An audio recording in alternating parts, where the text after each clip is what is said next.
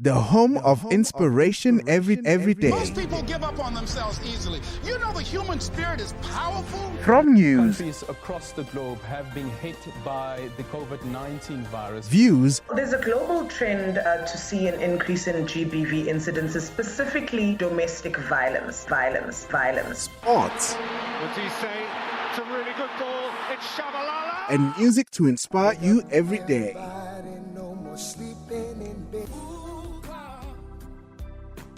This is Vuga Online, your inspiration radio station. Welcome to the Leadership Masterclass, and we are back with very interesting conversations. I think already you know our focus is pretty much on some of the work that is happening. I think one of the things I really like about working with Vuga this year is that we're kind of really getting back to the space where we can work with things that matter. I know that soon we'll be talking to other people around global oneness and what's happening across the world. You know, some of those inspiring things that are happening, especially now with war all over the place, because, hey, it's scary. We have warmongers, some warmongers as presidents, which is a very different time and space. Now, South Africa assumed the G20 presidency in 2025, and of course, then the US will be taking it up in 2026, as you already know.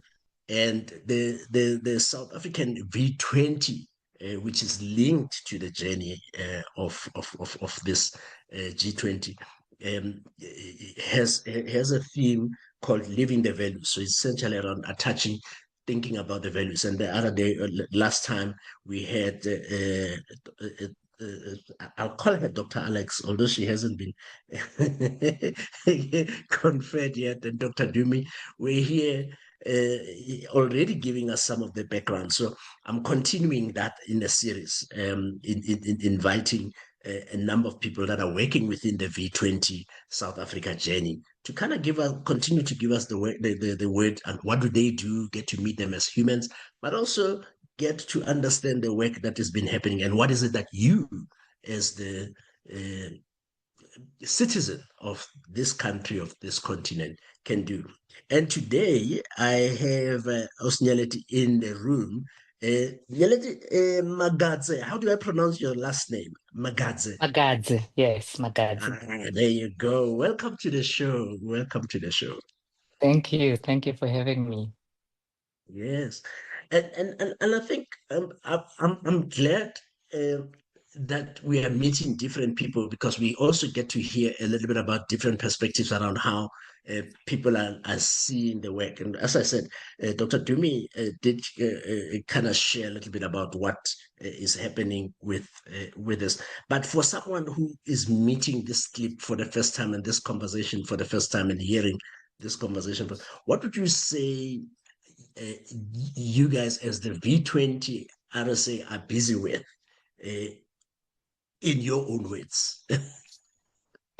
I mean, yeah, just a brief sense of what the V20 is about. So the V20 is a parallel stream, like you said, to the G20, which is about bringing in the conversations around values-based leadership as we fix things that needs to be fixed in our countries, you know, the G20 countries, in our governments, in our business and civil society, the concept of centering what we do around values and values-based leadership. And V20 being, its first inception was in 2020 in India, and every year it's been following the G20 to each country that it leads. And now with South Africa assuming the presidency, we have the V20 stream. The aim of the V20 for South Africa is, you know, all along since it started, the concept of research around values was what was driving the conversations for the countries. But with South Africa, we realized that the research is not the only thing. There's also the issue around advocacy, you know, for values, not just actually in South Africa, but in Africa as a whole, because we are the only African country in the G20, as you know. So we had to think about it in the context of South Africa itself, but also how we represent Africa, and that the concept of values in our continent is very important, and values-based leadership. So we added that stream of advocacy, still taking the three values that underpin the G20: sustainable development, solidarity, and equality, and saying what are the research elements for each of the three, but also what are the advocacy elements for each of the three. And there are leads for all those kind of six streams, so to speak, the three around research and the three around advocacy. So that, in a nutshell, what V20 is. The last thing maybe that I want to mention is that part of what we want to do is that 2025, the G20 year, we are using it more from an awareness perspective, which will result in a summit in October for ourselves, and then the G20 summit in November, where we will present a charter around values. But we're going to continue this work. We just see G20 as the catalyst, right? But we think this work will be meaningful for the continent, in terms of saying we've now created the awareness through G20. Let's now start implementing and making some of these things just part of who we are as societies, and let's start living that once we've implemented as part of just who we are as the continent. Yeah, so I think that and again, I was right? Because when I hear you and how you talk about it, and I'm hearing that emphasis around also the continent in this instance, which wasn't as strong. I wasn't aware that Africa is the only country in the G20. South Africa is the only African country in the G20 right now. So this is actually quite useful. So I want to shift a little bit. So we went right into what the work is, but let's take two steps back there. So you are a stream lead. Yes. Because this thing, when it works, there are a number of streams where a number of hands are doing some stuff, and you are a stream lead for the equality stream of that work. So let's do two things. And by the way, I'm going to be having Koogan join us a little later as well. So don't be surprised if we have like someone else here just joining us. So it's a whole party here of conversations with people. But for now, tell us a little bit. So two things. One, I want to give us a little bit of a background around why are you there? Who are you and why are you there? and then when we come back from a break, we'll take a break, and then we'll come back and talk a little bit about your work in terms of the stream itself. Okay. So yeah, every time I get asked to introduce myself, it's always difficult. At my age, at 51, I feel like, which version do I use? And the version that kind of feels real for me the most, regardless of the context in which I have to do this, is kind of the things that kind of defined my identity at different times of my life, that then translated to the kind of work that I do, because most of it had to do with who I am in the first place. So I won't bore you from when I was born, but I'll say, 21-year-old me leaving Limpopo after finishing university with a law degree in 1996. And 95, 96, coming to Johannesburg to look for a job, and ended up in this profession of trying to be a lawyer. I didn't go straight into doing my articles, but I got into the insurance industry, and then I went doing my articles. And being a professional lawyer kind of defined me a little bit for a while. And then at some point, I got into corporate, and I became more a manager, a leader, moving from a specialist to being a manager and kind of a leader, where I ended up as an executive. And in that journey, I kind of learned a lot about the context within which any organization operates and the society in which we operate, and how important those contexts are, and that we can't operate as islands, thinking that we'll be okay to make money regardless of what's happening in society. And that kind of got me to a point where I started engaging a lot more around society-related issues, and the job that I had kind of gave me the opportunity as well to talk about issues from entrepreneurship transformation, leadership, not in the context of a job, but in the context of how do we look at those as organizations and as leaders. And that kind of nudged me to, I never used to have my law degree certificates in my wall at all in any job I held. But at some point I had the preamble of the Constitution on my wall. I got it laminated and I pasted it up there because there was something there that felt like there's a job description for every leader in South Africa in that preamble. And as a result, it led me to get more and more involved in society issues, whether through small business and entrepreneurship, whether through a civil society when I left corporate, and the kind of work that one wants to do. And I landed doing a bit of work on constitutional literacy with one of our V20 partners as well, actually. And how our constitution and the context of what we were trying to achieve at that time was still very real because we seem to have forgotten it. And as a result, it just kind of became the true north for me in terms of my path, and I don't even want to call it a career path because it was also a personal path as a human being. And I ended up with a V20 work because right now I do a few things, but one of the things that I do is run a new organization called the Human Bridge Movement, where we are trying to actually use the context of race as the basis of why we are where we are, and that if we ignore that context, we tend to be superficial about when we talk about what we're fixing in the country and why we need to fix those things in the country. And we do different things. One of the big things that we do is dialogues around racial issues for people from different backgrounds, different perspectives in corporates, in NGOs, and all of that. And that's what kind of led me to the V20 work. What am I doing in the V20? So like I said, I lead the civic engagement piece, because even when I was invited to join the V20, my thing was about the voice of those that are not in the room.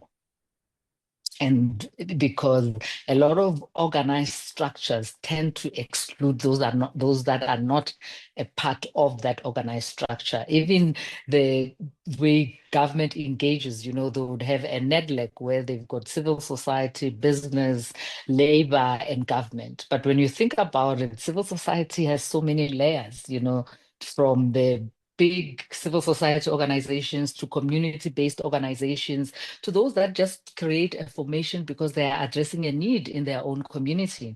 And we don't do enough to access those, the concept of young people, unemployment, and where we are.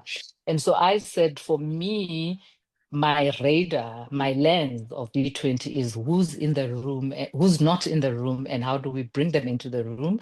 And the civic element for me was probably the right channel to use to bring in people who are not in the room. Yeah, I love that. I mean, that's a nice segue, right, into this work around the equality stream. I want us to take a little bit of a break. I'm getting message there. We should actually take a little bit of a break, and when we come back, we'll go deeper into this work of getting who's not in the room into the room. But then, how does it link to the work of the V20 and equality in this instance? You are on the Leadership Masterclass, a special V20 version of the Leadership Masterclass edition, so to speak. We will be back after this. The home of inspiration every day. Most people give up on themselves easily. You know the human spirit is powerful. From news, Countries across the globe have been hit by the COVID-19 virus. views, There's a global trend to see an increase in GBV incidences, specifically domestic violence. sports, What's he say? It's a really good ball. It's Shabalala. and music to inspire you every day.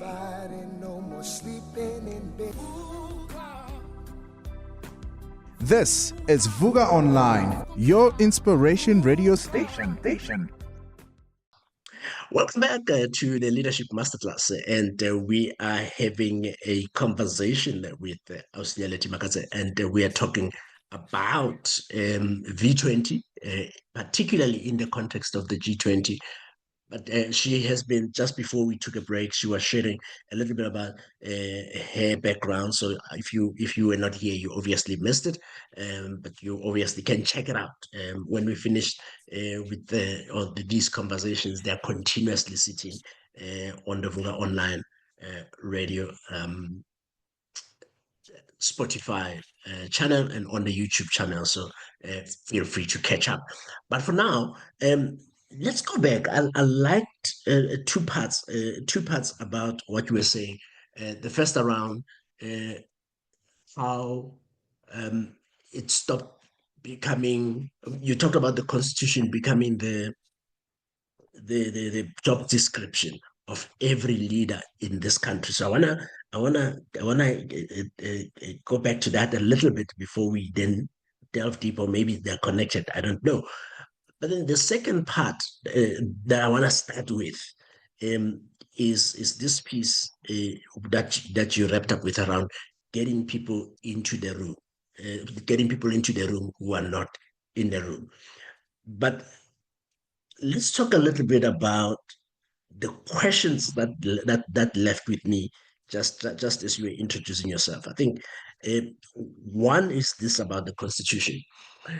So I hear that. I hear that description, but there's a lot of noise, especially now from people who are essentially saying, "I man, as beautiful as this constitution is, isn't it delaying us? Isn't it too Western? Isn't it?" So there's like all of these questions that are essentially around, is the constitution useful to us? What would be your response to those people? So the context of a constitution is that it sets the true north for a country, right? And it sets some guardrails and principles that you want to use to create the society you want, right? It's not the silver bullet, right? And then as a society, we take it and say, so how do we make this happen? As much as I understand that there's a lot of work, there's a lot of input 31 years later into democracy where people are saying, is this constitution serving us? And which is right, because people must always engage with the constitution. The constitution is by the people, and therefore we can't not hear people when they say the constitution is not serving them.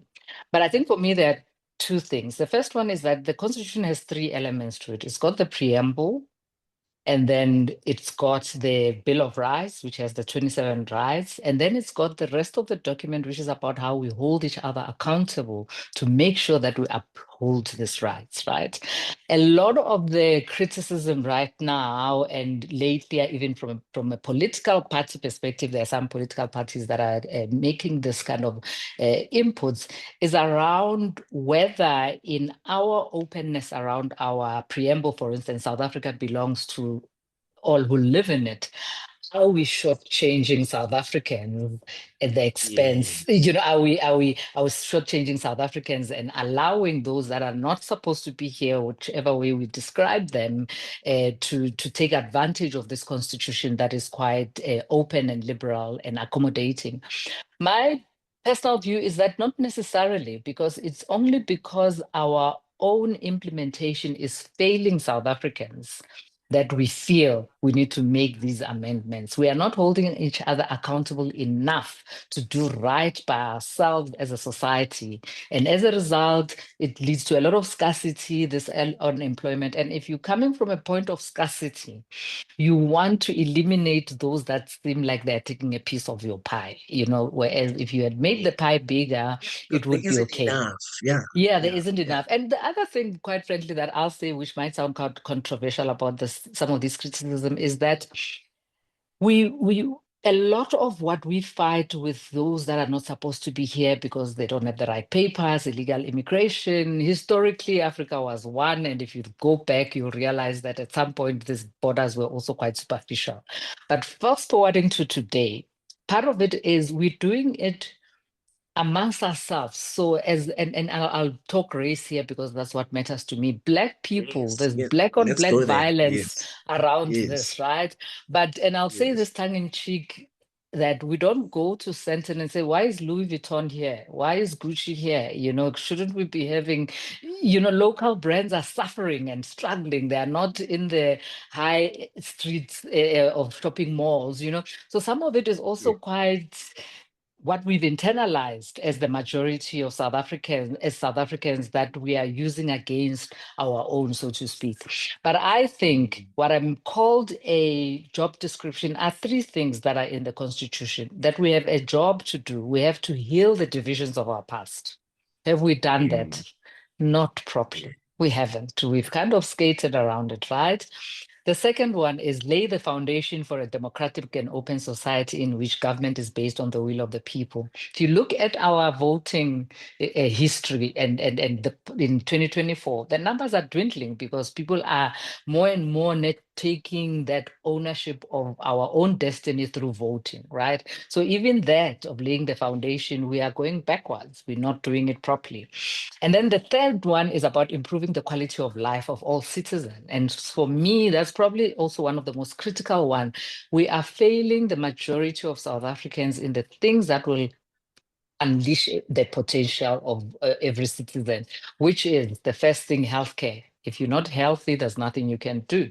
So, but right now, most of us opt out of publicly available healthcare because the quality has gone down. And so those that can afford will be on private healthcare. The second one is education. Another one that we are failing our own society in terms of how we implement our education strategies as a country. And as a result, private schools are thriving. And those of us who can opt out, then opt out, So for me, just in those three things, we are failing dismally. And for those that are criticizing the Constitution, if they read these three parts, they'll realize that it supports what they are saying the government is failing, but it doesn't mean the Constitution needs to be fixed. If you know what I mean. Yes. It just say, So let's it's just do essentially these things. it's essentially an instruction. Yeah.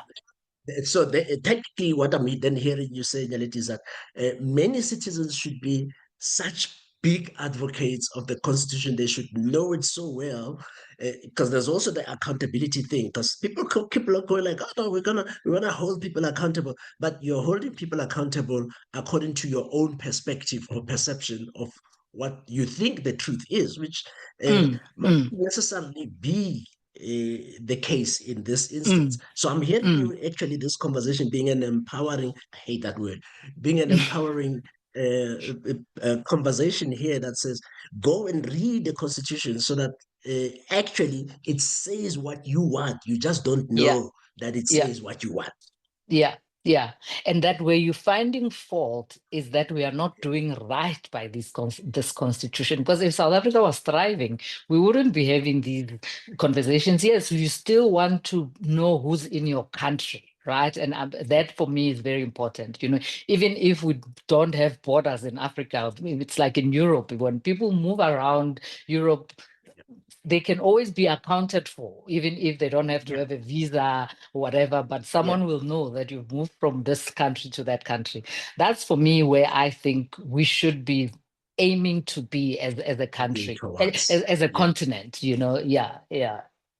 I like the phrase you used, because I think maybe that's what we are missing a lot on, right? The idea around the work of healing the divisions of the past. And of course, me being me, I could throw also another Baptist as well. Obviously, the Constitution as a foundation will not solve that. There's a lot of work that humans need to do to heal themselves, because there's not something that's going to happen there where there was. I'll tell you a funny story, and it's not just Nyeleti. I'm telling everybody. I was on a plane. I was flying to Zambia to go do some work. And then I met a gentleman in the plane, and I realized he works for a seed company. And I was going, oh, this is amazing. So how I was thinking continuously, I was thinking, wouldn't it be nice if there was like some kind of a medicine, a concoction of sorts we could like spray in the air and then let people just think correctly, it will do half of the, because it will still be half of the work, the people Yeah, doing their own work. And then yeah. only then do we now get to talk. Because sometimes I feel like some of these conversations, they just fall on shallow ground because people are not even ready to hear. Yeah. So the work that we're trying to do at the Human Bridge Movement, like I say, which is what brought us to the V20, is to do two things. Is to use the context and understanding and educating people and getting them to understand the context of where we come from, right? And in that understanding the context, start shifting their mindsets to understand that with this kind of history of where we come from, whether it's 400 years or however many years, if depending on where you start counting, the work that we find ourselves where we are because there was a racial construct that defined a lot of things that are We still are, real yes. today. You know, that we've got this phrase of the hierarchy of human race, right? And we know that that hierarchy was created to say the lower you are in the rank, in that hierarchy, the less access you have. So one of the things we try and do is show people to understand that, so that they understand the context of why we are where we are today. And we do it in groups. Individuals can go to get onto programs that they can get to learn more and start shifting their own mindsets about how they, for instance, see South Africa, but also how they see the continent as well. Once you've kind of nudged people to start thinking about things differently, you know, that spray that you say, if only we could, you know, then you say, these are the human beings who are responsible for structures and systems. Because the shifts that have to be made are structural. It's not you and I just having a conversation and all of a sudden we understand each other better and therefore now it's Well, all it's kumbaya, changed, right? yes. The change then starts coming when you say, based on what I understand now, I am responsible for certain systems that either perpetuates this past that we come from, but now I realize I have the responsibility to start shifting those systems and those structures, right?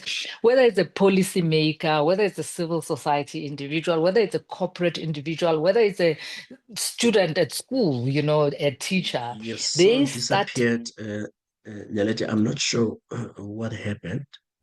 Can you hear me now? I've Not. lost your sound. There you go. Can I you hear me think, now? yeah, it's back. I think there was something about the connection. It could have been my connection there. Um, Okay. yeah. So you were talking about that responsibility. I The think when responsibility. I lost you, it probably still Yeah. captured. Yeah. And then to move. Go ahead. Yeah. So once your mindset has been shifted a little bit, and by the way, mindset shift happens with a lot of discomfort. Right. So for as long as we're still comfortable, I say to people, if you are comfortable in your own context right now, wherever you are not seeing the reality of where things are. Discomfort is the source of change, whether we like it or not. It's how we put our energy towards the things we want to change because it's uncomfortable, right? You then look at the systems and the structures that you are responsible for and start there in the most basic places. But I think the build-up and the additiveness of different people eventually trying to shift structures in their own spaces is where ultimately we'll even get policy shifts if we need to, you know, where in some areas I think we do. And the outcome of that is probably dignity for most South Africans. And once you have dignity for most people, you can then start looking at integrated societies as well. Because ultimately, human dignity means I have the ability to be the best I can be wherever I can be, and I can integrate myself in any society, you know. And the only way we can achieve integration is through this work. Because otherwise there'll still be the them and us, in especially in the context of South Africa. This is such a deep conversation, ne? Because it feels like and it feels like the work. But I'm glad that we're having this conversation because it feels like for once it feels like we're becoming aware that it is more than just the sloganeering. It's more than just political partying. It is more than just setting laws in place. Because, I want us, when we come back, to talk now about this equality thing, because I think what touched me now is the whole idea of dignity. If there's one thing I connect with this whole work, is the work around the dignity piece, because for me, dignity is where equality lies, right? Yeah. Yeah. Where we don't talk about, for me, the whole idea of equity and equality becomes quite interesting. And I want us to go into that in the context of dignity. But you're on a leadership masterclass, and we also do more music, more inspiration. So when we're taking a little bit of music. When we come back, we continue with the work of the V20, particularly with regard to the stream that Nyeleti here is leading. And you already have heard a lot of the foundation of that. It's not just the work she's doing in the V20, it's the work she's doing anyway. And use a part of the V20 is the partnerships that all of us are there to come and contribute to this. We're trying to create this ocean of work, because there's many people they're busy, but you're left, right, and center. And I think what I feel the V20 is also trying to do is bring a number of people in the same spaces. But let's take some music. You can see I'm very excited. Let's take some music. We'll be back after this. The Africa Center for Work-Based Learning is a professional development center for professionals who aim to improve their professional standing. This means that the learning programs we run are more than just academic programs. They are work-based programs that focus on leveraging your current experience as a professional to build your overall profile.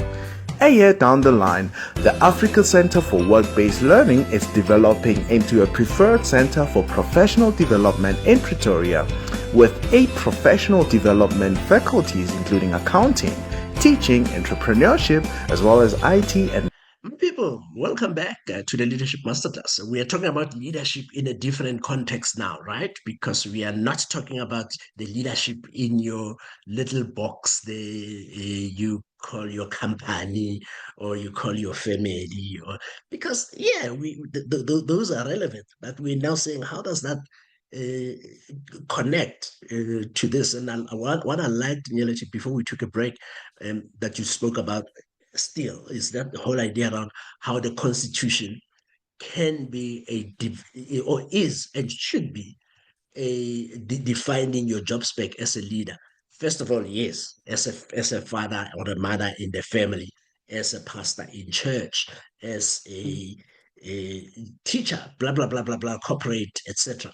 Now, when the other thing though that you said, and I always provoke with this, and then I want us to then talk a little bit about what are you guys now doing at the V20 with this stuff, with all of this nonsense.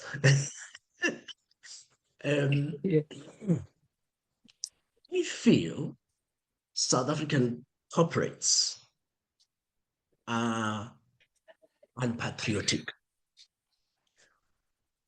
It's a big statement to make in the context of the work of equality and this healing of the divisions and the values that we are trying to build. What would you say to that statement? I could be completely wrong. So you could be right in the one sense, and you are more right than you are wrong, so to speak, because I think there are those that want to genuinely do this well and properly. There are those that mean well, and then there are those who just want to tick a box, right? And and say, look, I've got my employment equity stats right, I've got this, I've got that. What lacks in a lot of organizations is that, what has become now the swear word, especially in the US, of diversity, equality, and inclusion, right? I add belonging, and belonging in a corporate context means, in diversity means we've got the numbers, all of us look different, right? So we've got everyone in the room. Equality means we all are executives or managers or whatever. There's a level of we come in at the same level, some of us, depending on the hierarchy, right? And then inclusion is you are here, you can say what you want to say, right? But all that happens in the context of someone saying, this is my space and I'm letting you in. So you're coming to come into my space and then do things the way I want them done, right? Especially in a corporate environment. Whereas belonging suggests something different. So say, yes, I have the space as the privileged, but I'm bringing you in so that we can co-create a new space where all of us have something to contribute meaningfully. And in that, what I brought as the privilege will probably change, because with you coming in as an equal player in this context of whether it's a culture or the organization, so that we all feel like we belong, means we will have a culture that you can't describe in one word, because it brings diverse people, as you did with the first D. Lots of corporate states stop at the I, and then you have those that tell you, why don't you have Black people? They say we can't find them. And what they're really saying is that we can't find those who think like us, because we want them to fit in, So currently there's a lot of trying to fit in. I grew up in that corporate world of fitting in. I was fitting in all my career because it had to be about survival as well. I need to make it in this country and be successful. So fitting in was the thing, whereas belonging is about, do I even like the music that you're playing in this room that I'm now part of? Well, actually, I've brought my own music, So I think that's where, for me, the patriotism in corporates, especially for themselves in terms of their own cultures and how much they are willing to change the look and feel of their own organizations. I do leadership tours at Constitution Hill, and I use that space to talk to corporates about leadership. And it's amazing how all those things come out in these conversations. The second part of being patriotic is we are a microcosm of the society within which we operate. I mentioned it in the beginning, that's one of the things that started buzzing in my head. If you're a business that sells bread, who do you think your customers are? And as a result, how do you make sure that they can see themselves in you? And how do you create that sense of, actually, that organization that I give my money to cares about who I am? How do you do that? And sometimes it's just by people seeing themselves in you. As a Black person, you and I, we completely privileged, and the best we can do when we are in spaces is be role models for those that are not in the room, right? So that if they see themselves in us, they can say, oh God, if she can do it, I might be able to do it for my own child or for myself as well. And so we all have these roles to play in how we project who we are as organizations to the world or to the communities that we operate within. And I think that's probably the other failure, that businesses are not doing enough. I don't know if you had recently, I think it was at the BBC event, where our Sherpa Prof. Bonang Mohale, mentioned Capitec to say they make money out of the most basic South Africans, right? But their own executives, that executive team doesn't reflect the customers that they make money from. It's almost like the people who pay your bonuses are not in the room earning the bonuses with you as well, which is a bit. So I think that's where corporates are not internalizing these issues.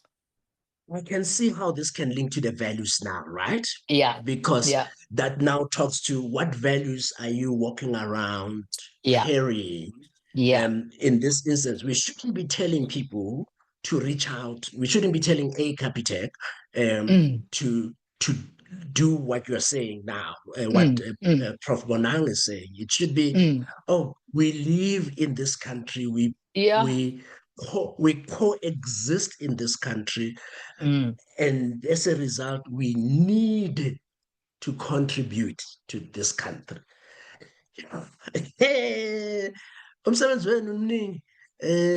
So what's happening there? What's happening there now? What are you guys doing with that spirit?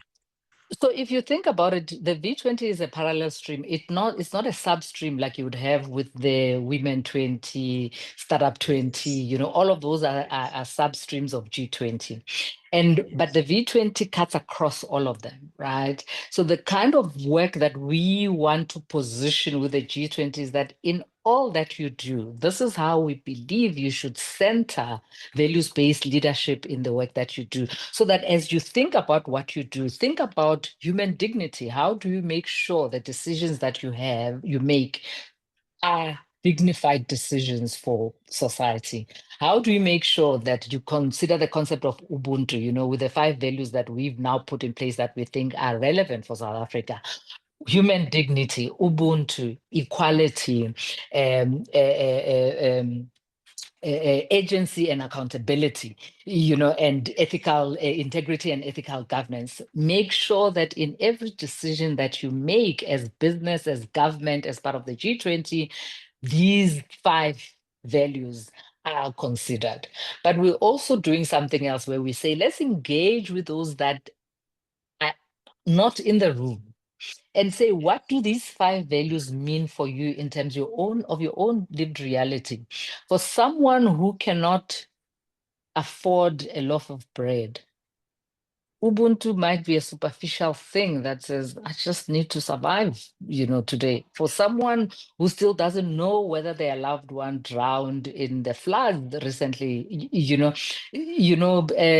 something like agency would be like, I don't even have that. What can I do to try and find my loved one, So you almost have to situate some of these things around values so that they stop being superficial in the lived realities of people. So I think part of the work that we should come up with from the advocacy perspective is that with these 5 values, we come out with what the interpretation for people. If someone says, I want to live in a safe community, how does that link back to any of these 5 values? Is it about agency?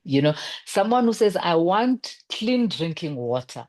What does that mean in as far as safety could also mean Ubuntu, could also be linked to we all care for each other. You are because I am because you are, So it's trying to drill down from the superficial way in which values are usually considered, whether it's in corporate or in government, but they become the language of how we engage with each other and those that we are serving, so that we are clear that we are bringing it, we're finding people where they are and engaging with them with the realities of what this thing means for them where they are, without being patronizing either as well, so that we don't be paternalistic to say, because we have resources, we're going to tell you what you need, which is also part of how I see the national dialogue, for instance, to say this kind of V20 work that we are doing for the national dialogue,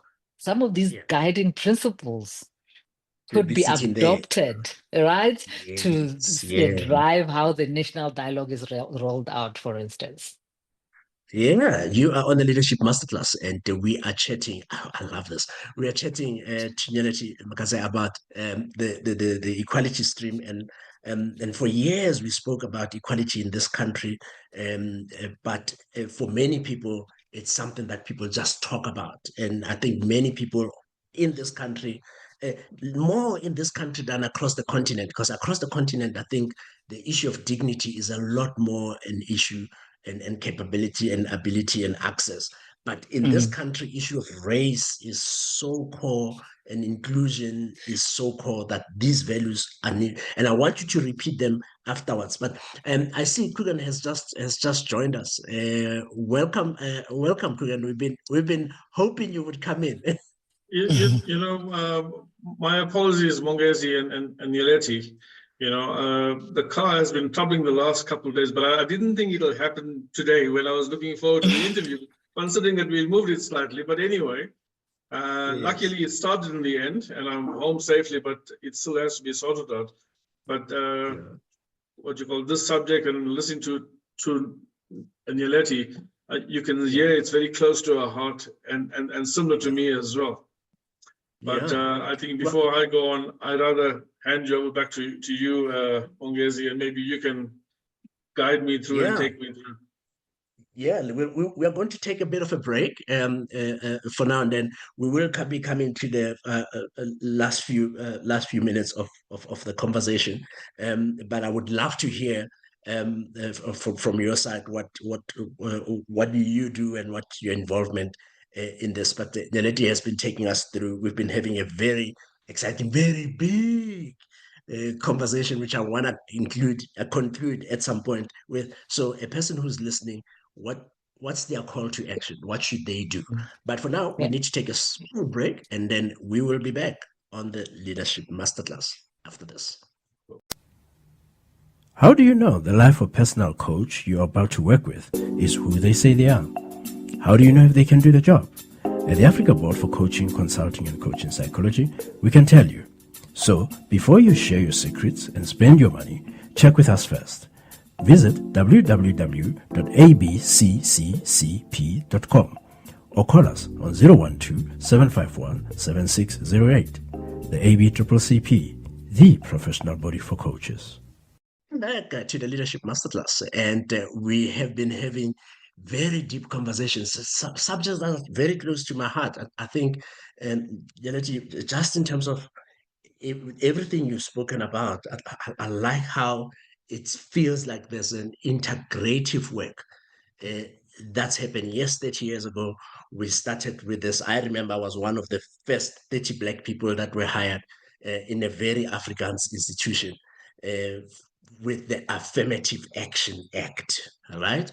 And I've been throwing tantrums all over the place because people will be going like, well, BE is not working. Well, I would not have gotten a job in that organization if this first of all Affirmative Action Act had not been enacted. And since then, there's been a lot of work in the last 30 years. So yeah, we can deeply say, well, only 100 people are benefiting from employment equity and BEE from BEE, but I disagree. Yeah, but then that's a different conversation, maybe.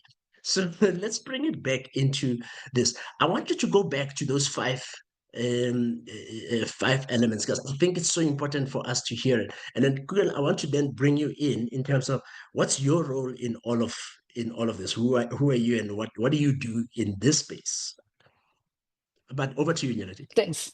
Thanks, Magadze. I think, yeah, so the five values that we as the V20 defined to support the three themes of the G20 are as follows. The first one is around Ubuntu, the concept of we are better as a collective, and I am because you are, and how do we bring back some of those principles in the way we look at leadership.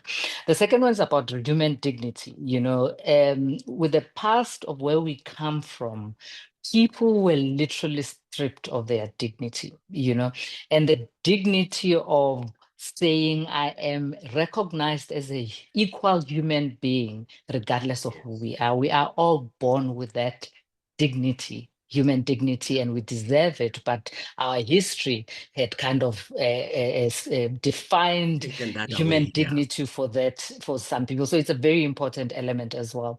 And then the third one is around equity. And you spoke about the difference between equality and equity, right?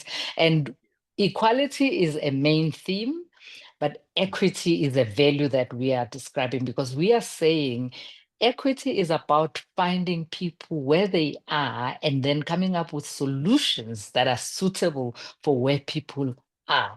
Equality assumes that, yes, equality is one size fits all. When I voted in 1994 as a 20-year-old, I was almost finished with my degree. I was 1 year left in 95. And at that point, my counterparts who were white men who had gone through a system of education were definitely ahead of me because government had invested 10 times more in them than it did with me with the Bantu Education Act and all of that. So as much as we had equality of voting, one man, one vote, the playing field wasn't equal. I still had to get into the world and engage with them as equals, and I needed certain things that could help me. So this is about equity, finding people where they are and giving them solutions that are suitable for them. So it's not a one size fits all. we stop this othering thing. People are fighting BE, saying it's about race, but actually BE is also about gender. It's also about disability. It's also about all sorts of other things that we choose to ignore, right? So equity brings us back to that reality. I'm Black and female. What does that mean? My white female counterpart is one step ahead of me. I have to pedal being Black first before we can be women as equals. So those are some of the nuances and the complexity of equity. And then the fourth one is about agency and accountability. Agency, on the one hand, is if you have no human dignity, how do you even start to have agency? Being a master of your own destination, those are problems of the elite, right? But for someone who's in survival mode and they don't even have the bare decency of human dignity, agency it's not meaningful for them. So we also need to say, how do we get people to feel that they have agency for themselves? We can't just tell them to have it. We must make sure that they have the right stuff to have the agency. And then accountability of who and how do we hold each other and ourselves actually accountable, right? So that's the fourth one. And then the last one is around integrity and ethical governance.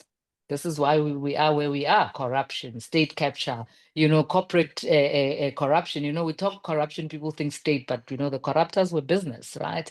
And so the importance of integrity and what it means and how we show up. And the integrity part is not about being holier than thou, it's about understanding the importance of doing the right things and walking that talk. Walking the talk, right? And ethical governance, how do we make sure, this concept of maladministration, corruption, people get away with that. They are not qualified to do jobs and therefore we wasted money. But they're not held accountable for it, let alone corruption. And sometimes it's that lack of understanding of your roles, especially in government, that allows others to come in and do corrupt activities because you are none the wiser that you can see, So sometimes how we look at these things and how they are all connected to each other is also very important. So that's the work that we are trying to do around these 5 values.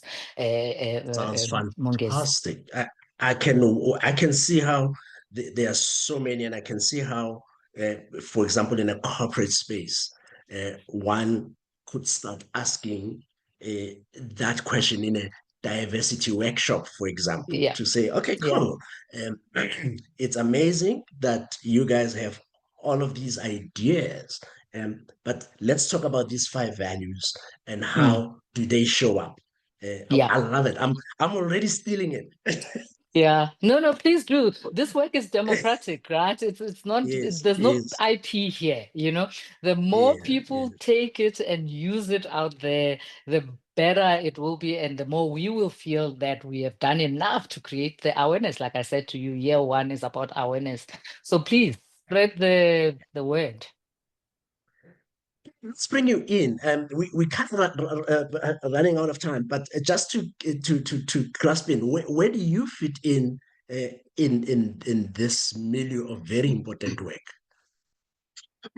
Thanks, Magadze, and thanks, Nyeleti, for covering us so far. So briefly, Magadze, my background is I'm a governance and human rights advocate, and I've spent time in the private sector, moved into the academic world to do a PhD in governance and sustainability.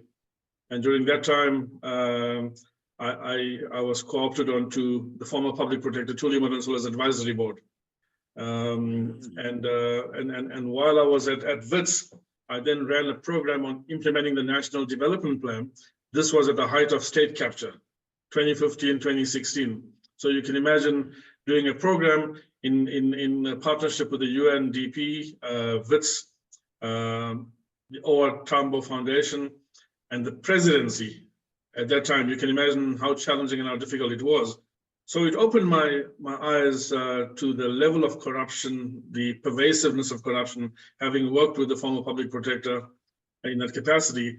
And then later on, from 5-6 years ago, I then joined the presidency to help finalize the National Anti-Corruption Strategy under President Ramaphosa. And and my interest in this whole area is, and a bit tragic, is that I've helped finalize the National Anti-Corruption Strategy some 5 years ago. We've had the Zondo Commission, and I was in a meeting with Justice Zondo 2 months ago, where he lamented that 3 years after tabling his report, there's been very little signs of implementation. And the sad part is, since Ramaphosa has come in, the dynamics have worsened in terms of hunger, unemployment, inequality, poverty. And my own belief is that it really rests firmly at the values. When former President Thabo Mbeki mooted the idea of a national dialogue about a year ago, more than a year ago, he was aware of the state of leadership in the country, the state of dynamics in the country. And a few months ago, he was very clear why the need for a national dialogue. And he believed it was a pervasive disregard of the values, the very founding values of the Constitution, which Nyeleti has covered quite in depth. So if you ask me my thinking, we have to go back there in terms of the values. We can't trust that there's any Mandela coming in now. When Mandela was there, we didn't have to formalize the values. We didn't have to institutionalize the values. They are in the Constitution. For him, it was automatically acceptable. That's how he lived his life. He was born free, but the current crop of leadership, whether in South Africa, or globally, leaves a lot to be desired. So I think, as much as I agree with Nyeleti about the national dialogue and the G20, but I want to add, the converse is also true. We can also use the G20 to influence the national dialogue and vice versa. And the fact that both are happening at the moment, we have a lot to play a role in South Africa, in Africa, but also globally. Oh, sounds quite fascinating. Maybe let's start wrapping it up. So thank you for sharing, and thank you for making it even as we get to this. You know, they say we make our plans and God laughs. So people listening to this conversation right now, because we could be going like, oh, that's just yet another blah blah blah blah blah. As a citizen, as a leader within organizations, as teachers, as a young man, young woman out there, what now? What do I do if I'm listening? What's my next thing that I can do? You want me to go or on your letter? Well, either of you can go. Both of you can go. Nyeleti, you want to go first and I'll come in after that? No, you can go. Okay, thanks. So Mongezi, that's a very important question. Incidentally, I'm sure both of you watched the program last night on ENCA, on the national dialogue, and you heard the views there. For many people are concerned it might be a talk shop. Exactly what you're saying, Mongezi. You know, a lot of them are saying, can we afford this? Can we justify it? When we have institutions that are there that's supposed to be doing all of this. And if I can add something else, I was at a T20 meeting on Friday. Over the Thursday and Friday, there were powerful keynote addresses by the Vice Chancellor of UNISA, by the Sherpa for South African government, or the G20, and the Mayor of Pretoria. And I made a few inputs at the end of the day, Nyeleti. I didn't fill you in, I'll fill you in at our meeting later. But now that Mongezi is asking, Mongezi, you know, this organization, T20, it was the midterm review before the final summit. It's represented by 60% of think tanks globally. So you can imagine you've got the brains trust sitting in there, but you also got brains trust from academia, from civil society, from government and all of that. And at the end of it, I made a few remarks given on what I heard. And exactly, Mongezi, talks to what you said. And I said, colleagues, what's very important is that this does not become another talk shop. We've had the G20 for more than 20 years. South Africa has been there for around the time. The value stream, which I'm part of with Nyeleti, has been there for the last 5 years. And I lead the one on countering corruption and building an inclusive economy and advancing transparency, integrity, and accountability. And these are fundamental principles. If not applied, and not implemented, we're not going to achieve the higher order ones that Nyeleti was talking about, such as equality, freedom, dignity, and the overriding Ubuntu. So they loved my comments, and I said, what's important is I'm going to give an input into that as behalf of values. I'm gonna press you for an action, Koogan, if I can, because we're running out of time. But yeah, there's the action. What would be what would be the action that somebody listening would do? The action is, how can we, and I'm going to put that in writing, as Value South Africa, help the T20 and the G20 to implement their actions so we can realize all the good benefits that they're talking about. Thanks, Magadze. Yes. Okay, cool. Yeah. Thanks, Koogan. And for what else, Nyeleti? I'm listening to this and I'm thinking, yeah, if I had all of this, what can I do? I think for me, people right now, we can't claim ignorance anymore. In the world we live in, with 1.5 cell phones per person in South Africa, that was the last stat I had, is that try and just be curious about where we are as a country first, even if it means your own community, right? Just try and figure out what gets this community working, you know, if you really want to get involved, so that you can start understanding why the importance of conversations like this. Because unless, like I said earlier, with the mindset shifts, unless human beings as individuals figure it out in a way that says, therefore, this is how I'm going to participate. This is how, firstly, you need to say, this is how it's affecting me. And therefore, this is how I can participate. And if you can, we can start there. For me, it's as basic as that. I don't have a silver bullet, big strategic thing. I think the work here has to be done from the bottom up. The top down stuff hasn't worked for us. That's why we are where we are. Yeah, let's individualize the work for ourselves. Yeah. Maybe can I make a suggestion and you can tell me? I'm dying here. I don't know what's happening all of a sudden. So maybe I can make a suggestion here and see how would this land. I live in a small suburb in Centurion. My mother lives in a massive township in Vosloorus.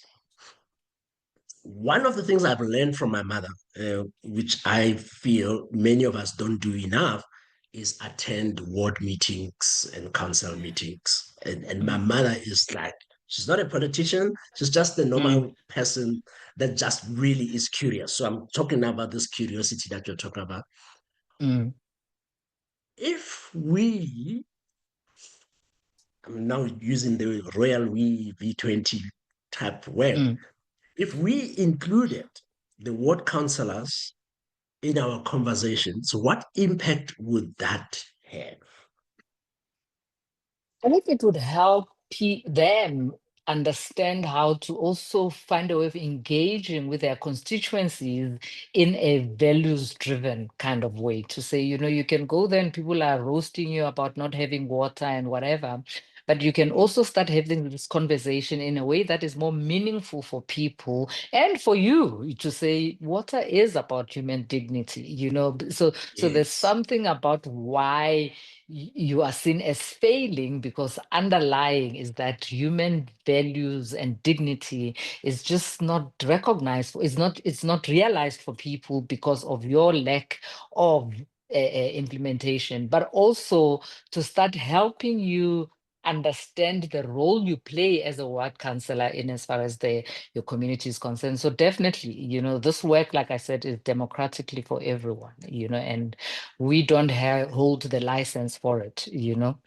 We're just here to drop the pin and people must pick it up and let it have the ripple effect. Yeah, I'm really glad. Thank you to the two of you. I'm really glad that we are at least connecting the dots, because I think that's how I see it now, having this conversation, is that it's connecting the dots from 1994 to what now? What's our 1994 now? Because this feels like it's our new 1994. You wanted to say something, Koogan? I just said that I want to agree with Nyeleti about the councillors must be included. To your question, But also you ask, what could you do, Mongezi? I mean, as much as you are a citizen, you are also a media personality. And the media also have their own role on how to disseminate all the information. So it might be difficult conversation with councillors, but we have to engage them as well. I agree. Yeah. Absolutely.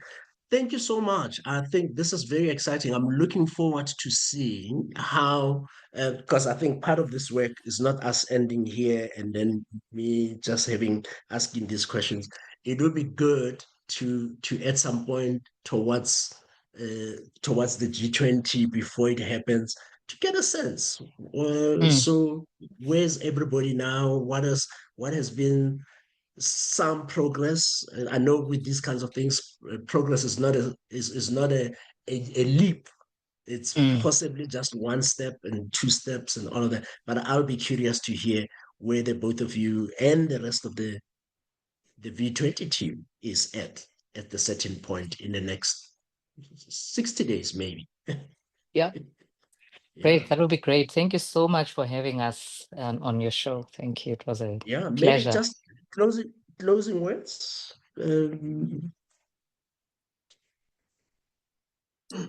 I think for me, the question is, and I'll paraphrase what Judge Albisaks once said, that we've got the country a lot of people fought and died for, but we don't yet have the society we deserve. So what are we going to do to create the society that we deserve?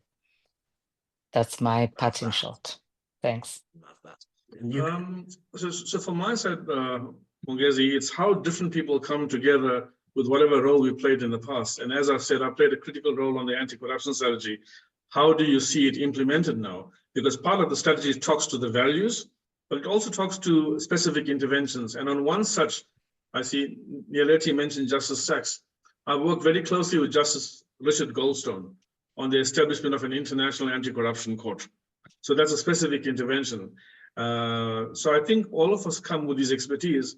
And to answer your question, how we have this unique opportunity to reclaim Mandela's vision of 94 for South Africa, for Africa, but for globally.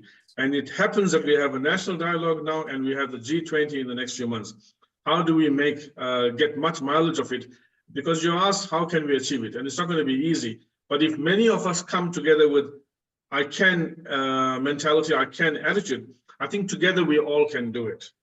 And I think we owe it to our forebears of Mandela and all the others that we take the country forward. Thanks, Mongezi. Thank you so much. You've been on the Leadership Masterclass, and I have been talking to Nyeleti Magadze as well as Koogan Pillay, who are the stream leads within the V20 program, a project that is within the work of the G20, which will be taking place. Well, it currently is taking place because South Africa is kind of leading it, and there's a lot of things that are happening, and that's why we're having this conversation. Looking forward to connecting with you again on the Leadership Masterclass next week as we have another inspiring conversation. Thank you. Goodbye. Thank you. Bye-bye. Bye. Thanks. Bye.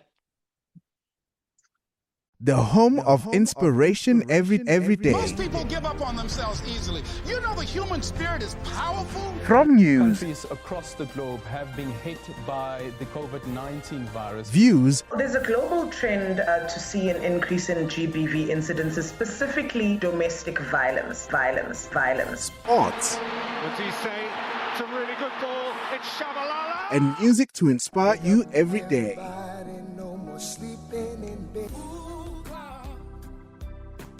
This is Vuga Online, your inspiration radio station.